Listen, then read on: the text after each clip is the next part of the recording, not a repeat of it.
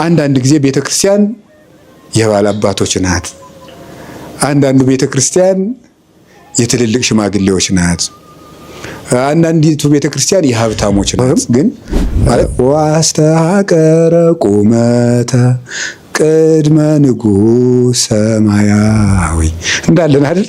በንጉሥ ክርስቶስ ፊት መቆምን አቃሏልና ነው። ስለዚህ ማስቀደስ ማለት ስርዓት ማሟላት፣ አንድን ድርጊት ፈጽሞ በሁለት ሰዓት ውስጥ መጨረስ ሳይሆን በንጉሥ ክርስቶስ ፊት መቆም ማለት። ክህነቱን እንደ ስራ የማይቆጥር ካህን ቢገኝ ደስ ይለኛል ነው። ክህነቱን ስራው የማያደርግ ገብቷቸዋል። ስራው ማለት ሰበካ ጉባኤ ባይቀጣው ማቀደስ የማይፈልግ ብዙ ሰው አለ። እዚህ አላልኩም፣ ግን እናንተ እስከ ሰው ወገን አይደላችሁም? ለምንድን ነው መንበር የምናስቀምጠው?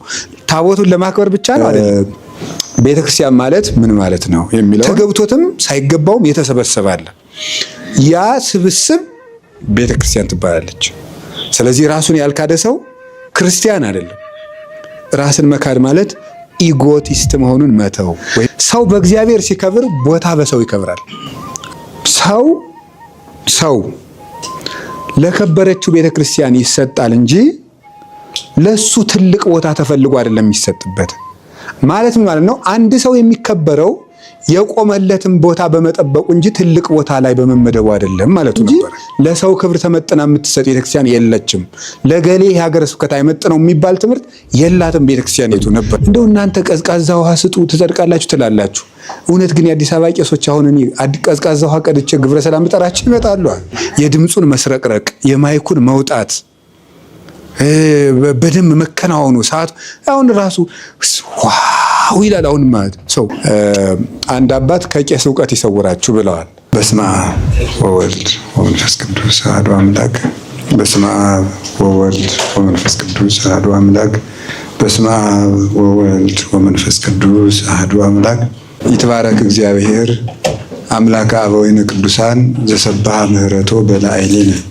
ምህረቱን ቸርነቱን ይቅርታውን ያጸናልን የአባቶቻችን ፈጣሪ እግዚአብሔር ስሙ የተመሰገነ ይሁን። የእናታችን የቅድስት ድንግል ማርያም፣ የቅዱሳን መላእክት፣ የቅዱሳን ነቢያት፣ የቅዱሳን ሐዋርያት፣ የቅዱሳን ሰማዕታት፣ ጻድቃን በረከታቸውና ረድኤታቸው ከሁላችን ጋር ይሁን። ክርስቶስ ተንሥአ እሙታን አሰሮ ለሰይጣን ሰላም ኮነ። ሰላም የሰጠን አምላክ ስሙ የተመሰገነ ይሁን። በመካከላችን ተገኝቶ እንዲያስተምረን ቅዱስ ፈቃዱ ይሁንልን። እንግዲህ ዛሬ እግዚአብሔር እንደፈቀደ ከኔ ጋር የምንቆይበት ርዕሰ ጉዳይ ነገረ ቤተ ክርስቲያን የሚል ነው። አሁን የዛሬው ትምህርት የማቁሰል ትምህርት ነው የሚባለው። ማቁሰል ነው። በጊዜ ላቁሰሎ ወጊዜ ለፈውስ ይላል ሰሎሞን። ለመቁሰልም ጊዜ ያለው ለመፈወስም ጊዜ ያለው ስላለ ሐኪሙ መጀመሪያ ያቆስለንና ከዛ መድኃኒት ያደርግልናል። ስለዚህ አሁን ካህናቱን ማቁሰል ነው የምፈልግ። ከዚያ በኋላ መፈወሱ የራሳችሁ ይሆናል ማለት ነው። እና የማቁሰልና የማባሸቅ ነገር ይሄ የማናደድ ነገር ነው እንጂ የምሰራው ክብሪት የመለኮስ ነገር ነው እንጂ የማስተማር ነገር አይደለም ማለት ነው።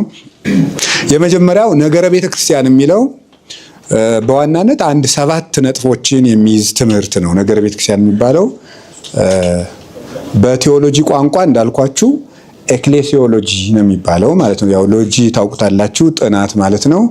ኤክሌሲያ፣ አቅሌሲያ፣ ኤክሌሲያ ማለት ደግሞ ቤተክርስቲያን ማለት ነው።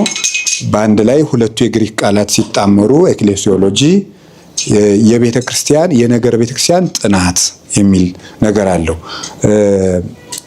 ቃሉን ለመተርጎም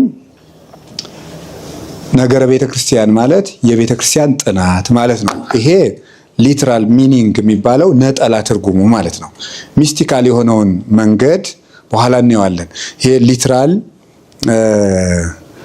ሚኒንግ፣ ሂስቶሪካል ሚኒንግ እና ሚስቲካል ሚኒንግ የሚባሉ 3 ትርጉሞች አሉት። በቴዎሎጂ ትምህርት ቤት የተማራችሁ ታውቁታላችሁ። መጽሐፍ ቅዱስ ሲተረጎም 3 ሌቭልስ የሚባሉ አሉ፣ 3 ደረጃዎች የሚባሉ። የመጀመሪያው የታሪክ ክፍል በታሪክ የምንረዳው አለ። ሊትራል የሚባለው በቃ አትስረቅ ብለን የምንረዳው ነው። ሚስቲካል የሚባለው ደግሞ እሱ በውስጡ እንደ ስንቅ ቋጥሮ የያዘው ምስጢራዊ ትርጉም ማለት ነው። ስለዚህ አሁን ቃል በቃል ሲተረጎም ኤክሌሲዮሎጂ ነገረ ቤተክርስቲያን የነገ ቤተክርስቲያን ጥናት ይሆናል ማለት ነው። እንደዛ ከሆነ በውስጡ ግን ምን ማለት ነው የሚለውን ቃሉን ከተረጎም በኋላ መልሰን እናመጣዋለን። ስለዚህ ቤተክርስቲያን ማለት ምን ማለት ነው የሚለውን እናያለን። መጀመሪያ ታውቁታላችሁ። የምታውቁትን ነገር በደንብ አድርጋችሁ ታግሳችሁ ትሰሙኛላችሁ ማለት ነው። አንድ አባት ከቄስ እውቀት ይሰውራችሁ ብለዋል። ለምንድን ነው ሲባል ቄስ ያወቃትን ነገር ሌላ ሰው ከተናገራት አያሳልፍም። ጆሮውን እንደዚህ ነው የሚያከው። አሁን ይችን እውቀት ብሏት ነው አናውቀውም የሚል ይላል አሉ ነው እንግዲህ። የዚህን አይደለም የዚህ ሳይሆን እንደዛ ይላሉና ቄስ እውቀት ይሰውራችሁ ማለት እግዚአብሔር ከቄስ ፊት አያሳስታችሁ ማለት ነው። እውነት ነው አይደለም? አዎ። የፈለገ የቅኔ መምህር ብትሆን እሴብ ጸጋኪን ከተሳሳትክ አያሳድርህም። የፈለገ የአራቱ ጉባኤ መምህር ብትሆን ሊጦን ካቃተህ እንደ ሰው አይቆጥርህም ከዛ በኋላ ማለት ነውና ከቄስ እውቀት ያድናችሁ ያሉት እውነታቸውን ነው ማለት ነው። በአጠቃላይ ቄስ ሲል ሰባኪውንም መምህሩንም ሊቃውንቱንም ሁሉም ቄስ ነው በሱ ያዙት ማለት ነው እንጂ እንደው ቀዳሾቹን ማለት አይደለም። ተረዳችሁ? የኛ ቤት ማለት ነው። የኛ ቤት እንደዛ ነው ሐሳቡ። ስለዚህ ታግሳችሁ ስሙኝ ነው እንግዲህ። የምታውቁትን ስናገር ታግሳችሁ ስሙኝ። ቤተክርስቲያን ማለት ምን ማለት ነው የሚለውን ያለን የመጀመሪያው ቤተክርስቲያን ኤክሌሲያ የሚለውን እንተርጉም። አክሌሲያ ማለት የምርጦች ሸንጎ ማለት ነው። ቃል በቃል ሲተረጎም የምርጦች ሸንጎ፣ የምርጦች ጉባኤ ማለት ነው። ይሄ በጥንት ግሪክ የግሪካውያን ባህል በጥንት ግሪክ ሰውን ለማስታረቅ፣ ሰውን ለማሸማገል፣ ዳኝነት ለመስጠት የሚሰበሰቡ ሰዎች መጠሪያ ነው ማለት ነው። የተመረጡ አዋቂዎችና በሀገር የተከበሩ ሰዎች ተሰብስበው እነሱ የምርጦች ሸንጎ የምርጦች ጉባኤ ለማለት ኤክሌሲያ እያሉ ይጠቀሙበት ነበረ ማለት ነው። ዛሬ አፋር አካባቢ የሚዋሽ ሰው በሀገር ሽማግሌ እንደሚያዘው ማለት ተይዞ እንደሚጠየቀው ማለት ነውና የተመረጡ ሰዎች ጉባኤ። በኋላ ወደ ክርስትና ሲመጣ ኤክሌሲያ የሚሆነው በእግዚአብሔር የተመረጡ ሰዎች ህብረት ይሆናል ማለት ነው። በእግዚአብሔር የተመረጡ ሰዎች ህብረት ይሆናል። የተመረጡት ሰዎች ጉባኤ፣ የምርጦች ህብረት ማለት ነው። የምርጦች ህብረት፣ የምርጦች ህብረት። ይህ የምርጦች ህብረት የሚለው በሁለት ተከፍሎ የሚተረጎም ነው መጽሐፍ ቅዱሳዊ መሰረት ሲኖረው ማለት ነው። የመጀመሪያ እግዚአብሔር ዓለምን ለድህነት ጠርቶታል። ይሄ ዓለም ሳይፈጠር በልጁ መረጠን ብሎ ቅዱስ ጳውሎስ የተናገረው ኤፌሶን ምዕራፍ 2 ቁጥር 10 ላይ ያለው ይሄ መመረጥ ማለት ነው። ሁላችንም ለድህነት የጠራበት መጥራት እሱ ምን ይባላል? መመረጥ ይባላል። ለሁሉ የተሰጠ ነው። ይሄ ምርጫ ለሁሉ የተሰጠ ነው። ብዙሃን ጽዋዓን ወህሮያን ህዳጣን የሚለው የማቴዎስ ወንጌል ምዕራፍ 22 ቁጥር 12 ላይ ያለው የተጠሩ ብዙዎች ናቸው የተመረጡ ግን ጥቂቶች ናቸው የሚለው እግዚአብሔር ዓለምን ለድህነት የጠራበት አጠራር ይሄ የምርጦች ጉባኤ አሰኝቶናል ማለት ነው።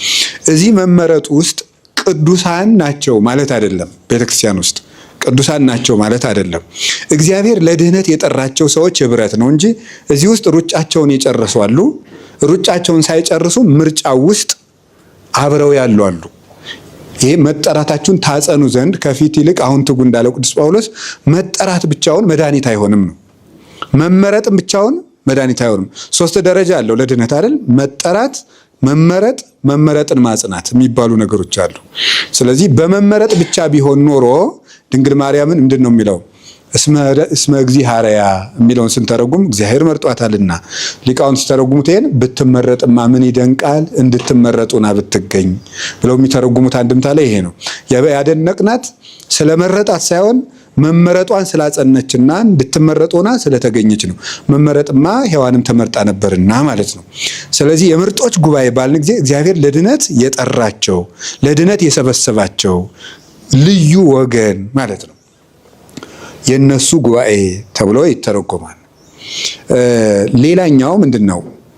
የማቴዎስ ወንጌል ምዕራፍ 25 ቁጥር 14 ላይ ወከመ ብእሲ ዘይነግድ ወጸዋ አግብርቲሁ ወሃቦሙ ንዋዮ ይትገበሩ ቦቱ የተባለው ነው።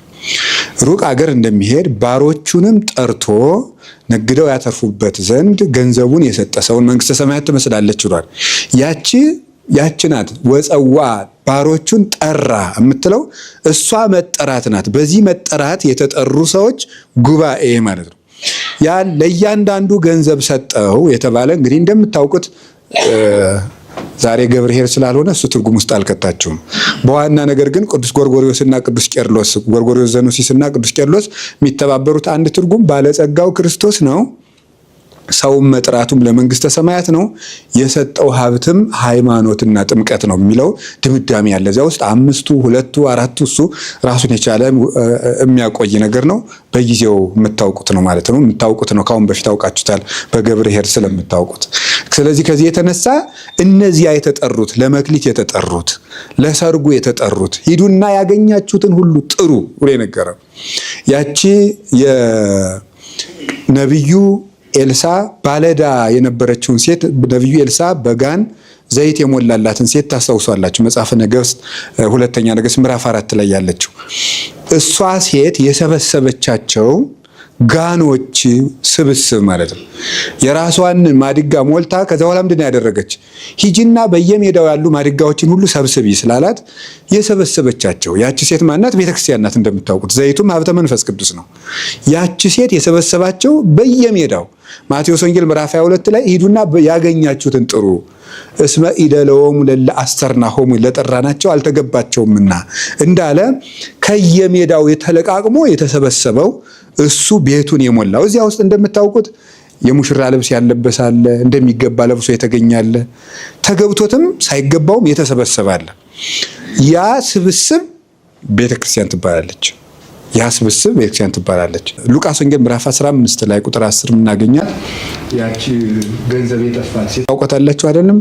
ተሐቱ ማይቶተ ወተፈነቅል ኩሎ ወተሐስስ ቤቷን ሁሉ እየፈነቀለች የጠፋባትን ንብረት ትፈልጋለች የተባለችው እሷ ሴት መብራቷን አብርታ የምትፈልግ እኔ ከዚህ አሁንም አትቆጥሩትም። ከዚህ ስልጠና በኋላ ምን ትፈልጋለህ ብትሉኝ ክህነቱን እንደ ስራ የማይቆጥር ካህን ቢገኝ ደስ ይለኛል ነው። ክህነቱን ስራው የማያደርግ ገብቷችኋል? ስራው ማለት ሰበካ ጉባኤ ባይቀጣው ማቀደስ የማይፈልግ ብዙ ሰው አለ። እዚህ አላልኩም፣ ግን እናንተ እስከ ሰው ወገን አይደላችሁም። ስለዚህ አሁን ምን ማለት ፈልጌ ነው? ስራ የማይሆንበት አለቃ የሌለው ቄስ እኔ እፈልጋለሁ በግሌ። ገብቷችኋል? አለቃ የሌለው ቄስ ማለት ምን ማለት ነው? ህይወቱ ሆኖበት የሚሮጥ ማለት ነው።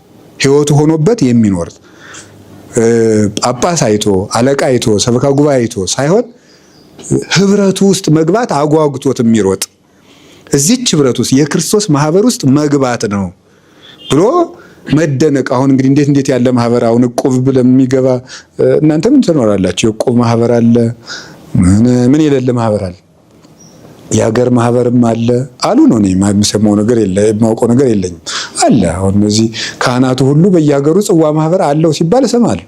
እንዲያው መቼስ አለው አሉ የእንትን ዞን የእንትን ክልል ምናምን ጽዋ አለ አሉ። እና ስለዚህ ይሄ ምንድን ነው? የምርጦች ጉባኤ ውስጥ ገብተህ እንደገና ወደ አነሰ ጉባኤ ትሄዳለህ ማለት ነው። እና ማነስ ብሏቸዋል። ይሄ ነው ወደዚህ ህብረት ውስጥ መግባት ነው። እና እኔ በግሌ እግዚአብሔር በሚያውቀው እንደው ከሜዳ ለቃቅሞ ወደዚህ ህብረት የጨመረን አምላክ ክብር ምስጋና ይግባው። እዚህ ህብረት ውስጥ መግባት ነው፣ ወደ እግዚአብሔር ማህበር መግባት ነው። ቤተክርስቲያን ማለት ይሄንን የሚያስር ነው። ስለዚህ ይህ አንድነት ነው። ስለዚህ ቤተክርስቲያን ማለት ምን ማለት ነው ብንባል የምርጦች አንድነት አይደለም።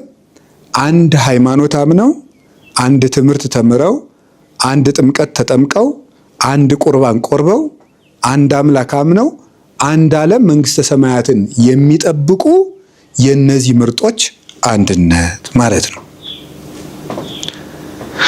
ሌላኛው ቤተክርስቲያን የሚለው ትርጉም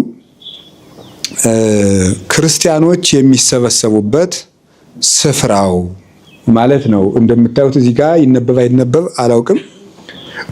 ኪሪያኮን የሚል ቃል አለ። የደቾች ቋንቋ ነው። ስለዚህ ይሄ ከርክ የሚል ይወጣዋል። ከደቾች ቋንቋ ኪሪያኮን ከሚለው ከግሪኩ ይሄድና ወደ ጀርመንኛ ሲሄድ ኪርከ ብሎ በደቾች ሂዶ ከርክ ይወጣና እንግሊዘኛው ቸርች ያወጣል ማለት ነው። ከነዚህ ይሄንን ያወጣል። ይሄ ማለት ምን ማለት ነው? የእግዚአብሔር ማደሪያ ማለት ነው። ቃል በቃል ሲተረጎም ይሄ ኪሪያኮን የሚለው ሲተረጎም የግሪኩ ቃል የእግዚአብሔር ማደሪያ፣ ቸርች ማለትም እንደሱ ነው። የእግዚአብሔር ማደሪያ ማለት ነው። ትርጉሙ የእግዚአብሔር ማደሪያ፣ የእግዚአብሔር ቤት ማለት ነው። ስለዚህ በግዙም ስታዩት ቤተ ሀደረ ይልና ቤት ማለት ማደሪያ ይሆናል ማለት ነው። እንደዛ ከሆነ ክርስቲያን ማለት እሳ ደግሞ ክርስቲያን ማለት ቴዎሎጂካሊ ቢተረጎም 5 ትርጉም ነው የሚኖረው። ክርስቲያን ማለት የመጀመሪያው የክርስቶስ ማለት ነው። የክርስቶስ ወገን ገንዘብ። ሁለተኛ ደግሞ እንደ ክርስቶስ ማለት ነው። እንደ ክርስቶስ የሚኖር እንደ ክርስቶስ የሚኖር ማለት ነው። ከዛ የክርስቶስ እንደ ክርስቶስ። ሶስተኛ ምስለ ክርስቶስ ማለት ነው። ከክርስቶስ ጋር የሚኖር የክርስቶስ ገንዘብ እንደ ክርስቶስ የሚኖር እና ከክርስቶስ ጋር የሚኖር ይሄ ክርስቶሳዊ የሚል ትርጉም አለው። አሁን እንደዚህ ከሆነ ቤተ ክርስቲያን ሲሆን ምን ማለት ይሆናል? ክርስቶስ ያደረባቸው ሰዎች የሚሰበሰቡበት ስፍራ ማለት ነው ትርጉሙ። ክርስቶስ ያደረባቸው ሰዎች የሚሰበሰቡበት ስፍራ ማለት ነው። ይሄ ህንፃውን ይመለከታል ማለት ነው። ቦሌ መድኃኔዓለም እንደማለት። ስለዚህ ይሄ ክርስቶስ ያደረባቸው ሰዎች የሚሰበሰቡበት ስፍራ ሊቃውንት በደንብ እንድትይዙ ሊፈልጋለሁ ነጥቦችን። አንድ ቤተክርስቲያን የሚባለው ራሱ ስፍራው የሚከበረው ሰዎቹ እነዚህ ሶስቱን ሲያሟሉ ነው። ሶስቱን ሲያሟሉ ነው። ከክርስቶስ ጋር ሲኖሩ፣ እንደ ክርስቶስ ሲኖሩ፣ የክርስቶስ ገንዘቦች ሲሆኑ፣ የክርስቶስ ማለት ነው ክርስቲያን የክርስቶስ ማለት ነው። የክርስቶስ ገንዘብ። ስለዚህ አሁን አንድ ካህን ክርስቲያን ከሆነ የራሱ አይደለም፣ የሚስቱ አይደለም፣ የልጆቹ አይደለም፣ የቋንቋው አይደለም፣ የወገኖቹም አይደለም፣ የሀገርም አይደለም፣ የመንግስትም አይደለም፣ የፖለቲካም አይደለም፣ የክርስቶስ ነው። የራሱም አይደለም። የኔ ሊሆን የሚወድ ሰው ካለ ራሱን ምን ይበል ነው ያለው? ይካድ ነው ያለው ማለት ነው። ዘይፈቅድ ይትለወኒ ይጽላለ ነፍሱ ወያጥብ ወይጹር መስቀለ ሞቱ ወይትለወኒ። እኔን ሊያገለግለኝ የሚወድ ሰው ካለ ራሱን ይካድ፣ ጨክኖም የሞቱን መስቀል ተሸክሞ ይከተለኝ ነው ያለ። ስለዚህ ራሱን ያልካደ ሰው ክርስቲያን አይደለም። ራስን መካድ ማለት ኢጎቲስት መሆኑን መተው ወይም ኢጎን መተው ይባላል። ኢጎ የሚባል በሳይኮሎጂ አለ። እዚህ ብዙ ምሁራን እንዳላችሁ ነው የምረዳው። ኢጎ ማለት ከፍተኛ ራስ ወዳድነት፣ ሰልፊሽነስነስ የሚባለው በጣም ራስ ወዳድነት ማለት ነው። እኔ ከሞትኩ ሰርዶ አይብቀል አይነት ነገሩ ማለት ነው። አሁን በቃ እንደው በጣም አንዳንዱ ነገር ያሳዝናል። እውነትን የምናገር የሆነች ነገር ከተነካችብን አገር እናጠፋለን። እሷን መካድ ማለት ነው። ስለዚህ የክርስቶስ መሆን አለበት። መጀመሪያ ሰው ከራሱና ከዚህ ዓለም ነገር መውጣት አለበት። ከአደርባይነት ሁሉ የሚያወጣው እኔ ክርስቲያን ነኝ ብሎ ሲያስብ ነው። ከዛ ቀጥሎ ምንድነው? ምስለ ክርስቶስ ከክርስቶስ ጋር የሚኖር መሆን አለበት። ከክርስቶስ ጋር የሚኖር እሱ በምስጢራተ ቤተ ክርስቲያን በጸሎትና በሕግ በኩል ክርስቶስና ክርስቲያን አብረው ይኖራሉ ይባላል። እንደ ክርስቶስ ደግሞ የክርስቶስን አሰረ ፍኖት የሚከተል ማለት ነው። የክርስቶስን አሰረ ፍኖት የሚከተል እሱን የሚመስል ሰው ክርስቲያን ይባላል። ስለዚህ በእነዚህ ሰዎች ላይ ክርስቶስ አድሮ ይኖራል። ከዚህ ተነስተን ቤተ ክርስቲያን ምን ማለት ነው ተብለን ብንጠየቅ ክርስቶስ ያደረባቸው ወገኖች መሰብሰቢያ ስፍራ ማለት ነው። አንድ ሀሳብ ልንገራችሁና ሰው ከሰው ክብር የተነሳ ነው ቦታ የሚከበረው። ከሰው ክብር የተነሳ ሰው በእግዚአብሔር ሲከብር ቦታ በሰው ይከብራል። እንደሱ ነው። ሰውን እግዚአብሔር አድሮ ያከብረዋል፣ ሰው ደግሞ ቦታን ያከብራል።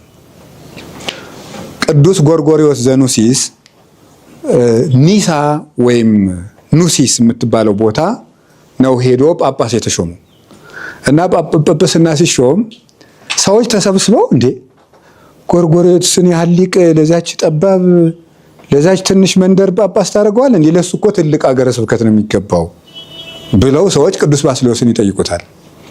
ምን አለ መሰላችሁ ማለት ነው፣ እሱን ለቤተ ክርስቲያን ነው የሰጠው፣ ቤተ ክርስቲያን ለሰው አይደለም የምትሰጠው ብሎ ነበር የጠየቀው። ገባችሁ አይደለም? እሱን ለቤተ ክርስቲያን ሰጠሁት እንጂ ቤተ ክርስቲያንን ለሱ አይደለም የሰጠሁት። ይሄ ማለት ምን ማለት ነው መሰላችሁ? ሰው ለከበረችው ቤተ ክርስቲያን ይሰጣል እንጂ ለሱ ትልቅ ቦታ ተፈልጎ አይደለም የሚሰጥበት። ማለት ምን ማለት ነው? አንድ ሰው የሚከበረው የቆመለትን ቦታ በመጠበቁ እንጂ ትልቅ ቦታ ላይ በመመደቡ አይደለም ማለቱ ነበር። እንደዚያ ነው ያለው። እንደተባለው እሱ በሰራው ስራ ለቤተ ክርስቲያኒቱ በመኖሩ ትልቅ ይሆናል እንጂ ትልቅ ቦታ መርጬ ስለሾምኩት በዚያ ምክንያት አይደለም ትልቅ የሚባለው። ቤተ ክርስቲያኒቱ ሰው ትቀበላለች እንጂ ለሰው ክብር ተመጥና የምትሰጥ ቤተ ክርስቲያን የለችም። ለገሌ የሀገረ ስብከት አይመጥነው የሚባል ትምህርት የላትም ቤተ ክርስቲያኒቱ ነበር ያለው ማለት ነው። ስለዚህ ምን ማለት ነው? እውነትም ሄደና ቦታው ብሱ በሰራው ስራ ማን ተከበረ? ኑሲስ ጎርጎርዮስ ብላችሁ ከተናገራችሁ ዘኑሲስ የሚል ቃል አትተው፣ ወይም ግሪጎሪ ኦፍ ኒሳ ማለትን አትተው። ግሪጎሪ ካላችሁ ኒሳ ትላላችሁ የግድ። ክቡሩ መምህር ቦታውን አብሮ ያስነሳዋል እስኪሞት ድረስ ማለት ነው። ያ የሚመጣው ከምንድን ነው? ክርስቶስ በሰውየው ላይ ከማደሩ የተነሳ ነው። እና እሱ እዚያ ሀገረ ስብከቱ ላይ ሲሄድ ክርስቲያኖች በጣም ጥቂቶቹ ነው፣ አህዛብ ደግሞ በጣም ብዙ ነበሩ። በኋላ እሱ ካስተማረ በኋላ እና ጳጳስ ከሆነ በኋላ ደግሞ ተገለበጠ። ምን ሆነ መሰላችሁ? ክርስቲያኖች ቀድሞ የአህዛቡን የሚያህል ቁጥር ሆኑና አህዛቡ ደግሞ የቀድሞዎችን የክርስቲያን ቁጥር ይዘው ትንሽ ሆኑ። እንዲህ ያለ ሰው ክብር ይገባዋል። ቅዱስ ዮሐንስ አፈወርቅም ስለ ቅዱስ አግናጤዎስ በተናገረው አንቀጹ ጊዜ እንዳላረዝምባችሁ እንጂ ጽሑፉን ባነብላችሁ ደስ ይለኝ ነበር። ከተረፈ በኋላ አነብላችኋለሁ። አንድን የቤተ ክርስቲያን ሹም የሚያስከብረው ይላል መጀመሪያ የተረከበው አደራ ትልቅነት ነው ብሎ ይናገራል። ስለዚህ በማን ወንበር ነው የተሾመው? የተሾመው በጴጥሮስ ወንበር ነው። አግናጤዎስን ሲያደንቅ ነው። የጴጥሮስን ወንበር በመጠበቁ ይደነቃል እንጂ በሱ ሹመት መጠን አይደነቅም ይላል። እና ቤተ ክርስቲያን የምትባለው እንዲህ ያለች ስፍራ ናት፣ የተቀደሰች ስፍራ፣ ክርስቶስ ያደረባቸው ሰዎች መሰብሰቢያ ስፍራ ነው ማለት ነው። አንድ ሰው ሲገባ ወደ ክርስቶስ ማህበር ነው። ቤተክርስቲያን አጥሩን ተሳልሞ ሲገባ እንደው በቃ እዚህ ውስጥ ተቀጥሬ 20 ዓመት አገልግያለሁ ብሎ እንዲህ ደረትን ሁላ እንደዚህ ተደርጎ አይኬድም። በእውነት ፍየል ይመስል ማለት ፍየልና እንዲህ ብላ እንደዛ እንደው ስብር ተብሎ ከልብ ነው የሚጀምረው። አጥሩን ስንገባ ራሱ ወደ ክርስቶስ ህብረት ነው የምንገባው። እንዴ ያንድ ታውቃላችሁ አይደል እንዴ? ያንድ መዘጋጃ ቤት ስብሰባ ምን ያህል ጥንቃቄ እንደሚደረግበት። ስልካችሁን አጥፉ ምናምን ጸጥ ረጥ ነው የምንለው። ይሄ የክርስቶስ ህብረት ነው። እዚህ ውስጥ ስንገባ በደስታም ነው መግባት ያለብን። አሁን እንደው እዚህ አዲስ አበባ ያሉ ሚሊዮነርስ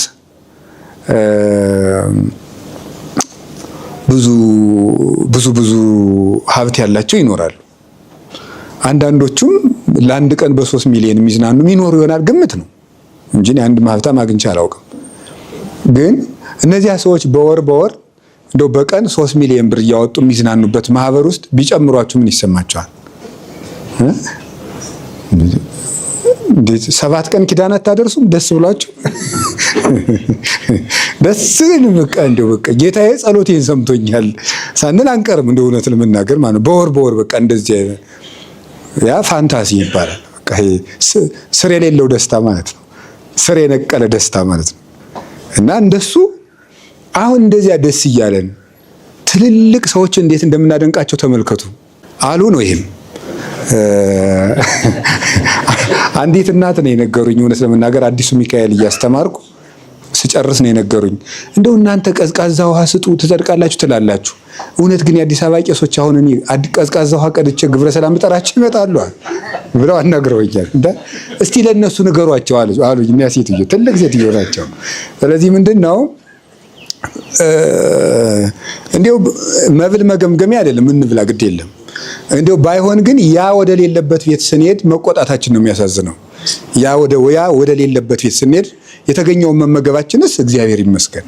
ግን ያ ወደ ሌለበት ቤት ስንሄድ መከፋት ነው ክፋቱ።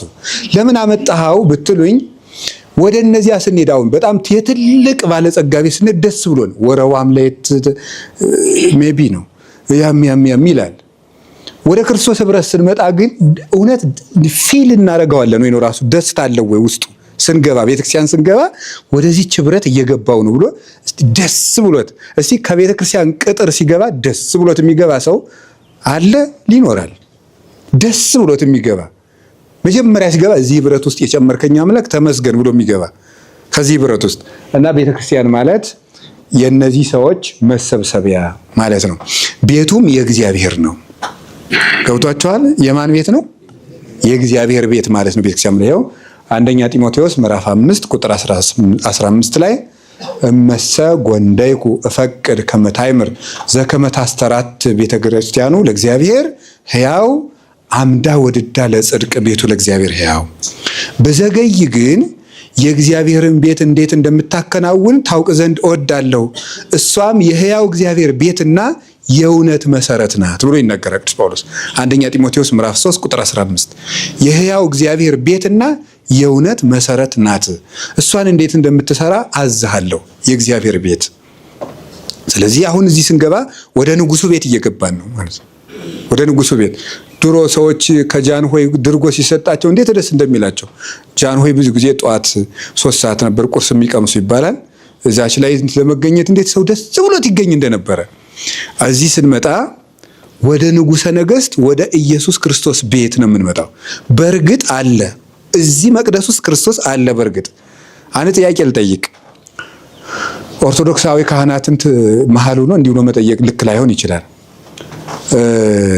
ክርስቶስ ቤተ መቅደስ ውስጥ አለ የሚለውን መቼም ታውቃላችሁ አይደል? አዎ በሉ እንጂ አባቶች። በጣም ጥሩ ነው።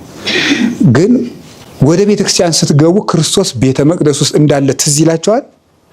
ሳንዋሽ እውቀቱን እኮ እናውቀዋለን። እኔም ጭምር እኔም አውቀዋለሁ እናንተ ታውቁታላችሁ። እንግዲህ ማንን ብለን ነው መቅደስ ላይ እንዲህ ብለን የምንቆመው? አለ ብለን ነው። ግን ትዝ ይለናል ቤተክርስቲያኑ ስንገባ፣ ወደ ቤተክርስቲያኑ ስንገባ ክርስቶስ መቅደስ ውስጥ ይታያቸዋል። ትዝ ይላችሁ? እየቀደስን ራሱ ትዝ ይለናል። እየቀደስን ራሱ አሁን እዚያ ውስጥ ክርስቶስ ይታያል። በፍጹም በጣም ይሄ የነፍስ ከእግዚአብሔር ጋር ያላት መሰላል እየተቋረጠ እየቀዘቀዘ መጥቷል። ስለዚህ ወደ ስራነት እየተቀየረ ነው የሚባለው ለዚህ ነው። ፍጹም ማለት ነው። በቃ የድምፁን መስረቅረቅ፣ የማይኩን መውጣት፣ በደንብ መከናወኑ ሰዓት አሁን ራሱ ዋው ይላል። አሁን ማለት ሰው እንዴት አይነት በዓል ነው ያዋል ነው ይላል። ምኑ ነው ጥሩ በዓል የሆነው ቢባል ማብራሪያ አይሰጥም። ደስ ያለው ሴርሞኒ የሆነው ነገር ነው። በቃ ይሄ ያለ አይደል እንደዚህ ደመቅ እንደዚህ ያለው ነገር ነው። ክርስቶስን እንደው ለ30 ደቂቃ ያራሱ ደስ ብሎኛል ያለው ሰው ፊት ለፊት እንዳለ ያስበዋል ወይ? ታውቃላችሁ ቤተ መቅደስ ውስጥ ለምን መንበር እንደምናስቀምጥ? ለምንድን ነው መንበር የምናስቀምጠው? ታቦቱን ለማክበር ብቻ ነው አይደለም። ንጉስ ክርስቶስ እዚህ ላይ ያለ ለማለት ነው። ለንጉስ አይደል መንበር የሚቀመጠው? ንጉስ ክርስቶስ እዚህ ላይ ያለ ማለታችን እኮ ነው ትርጉም። ስለዚህ አንድ ሰው ሊቀድስ ሲቆም አንድ ካህን አንድ ምእመን ማሰብ ያለበት ክርስቶስ ነው። እኔ ቅዳሴ ብዙ አላውቅም። እዚህ ባለሙያም ስላላችሁ አርፌን የምቀመጥ አልጮህም። ግን ዋስተሐቀረ ቁመተ ቅድመ ንጉሥ ሰማያዊ እንዳለን አይደል? በንጉሥ ክርስቶስ ፊት መቆምን አቃሏልና ነው። ስለዚህ ማስቀደስ ማለት ስርዓት ማሟላት፣ አንድን ድርጊት ፈጽሞ በ2 ሰዓት ውስጥ መጨረስ ሳይሆን በንጉሥ ክርስቶስ ፊት መቆም ማለት ነው። ኪዳን ማድረስ ማለት በንጉሥ እግዚአብሔር ፊት መቆም ነው እንጂ ተልኮን ጨርሶ ሚሽን አኮምፕሊሽድ ብሎ ቤትን መሄድ አይደለም። ጨርሰናል፣ ቅዳሴ አለቀ በል ቄሰ ገበዝ ከሙን ማለት አይደለም። እግዚአብሔርን ፊት ለፊት በልብ እያሰቡ መቆም ነው እና የእግዚአብሔር ቤት እስኪ የእግዚአብሔር ቤት በሉ። አቤት እኔ እስከ ዘላለሙ ድረስ ቤተክርስቲያን የእግዚአብሔር ሆና እንድትዘልቅ ያርገን። እዚህ ውስጥ ብዙ ዜማ ልክ የለውም እንጂ ብዙ ቅኔ ያለው ቤተክርስቲያን የእግዚአብሔር እንድትሆን እምለው። አንዳንድ ጊዜ ቤተክርስቲያን የባለ አባቶች ናት። አንዳንዱ ቤተክርስቲያን የትልልቅ ሽማግሌዎች ናት። አንዳንዲቱ ቤተክርስቲያን የሀብታሞች ናት። ማለት ብዙ ብር የሰጡት የሚያዙባት ማለት ነው። ማለት ገብተው የሚፈተፍቱባት። አንዳንዱ ቤተክርስቲያን ደግሞ ያለቆች ናት። አሁን እንግዲህ ከየኔታ ጋር እንዳታጣልኝ እኔ እያወራ ያለሁት ትምህርት ሃይማኖት ነው። በጣም እግዚአብሔር በሚያውቀው ማለት ነውና እያወራ ያለሁት ትምህርት ሃይማኖት ብቻ ነው መድኃኔዓለም በሚያውቀው እና አንዳንዱ እንደዚያ ነው እና እግዚአብሔር የሚያኖረን ሳይሆን ሰው የሚያኖረን እስኪመስል ድረስ ማለት ነው። ቤተክርስቲያን የእግዚአብሔር አልሆነ አለች ነው የኔ ጥያቄ። ቴክኒካሊ አይደለችም። በስርዓት አምልኮ በቅዳሴው በምህላው ናት። ግን የእግዚአብሔር የአባታችን መሆኗ አልሰማን እንዲል ወየሆነ መጣ። ያ እንዲሆን አንድ ሰው ወደ ንጉሥ ክርስቶስ ደስ ብሎት እንዲገባ ይሄን ማሰብ አለበት። እምነትም ይጨምርልን፣ እግዚአብሔር አይምሯችንም ያከናውን።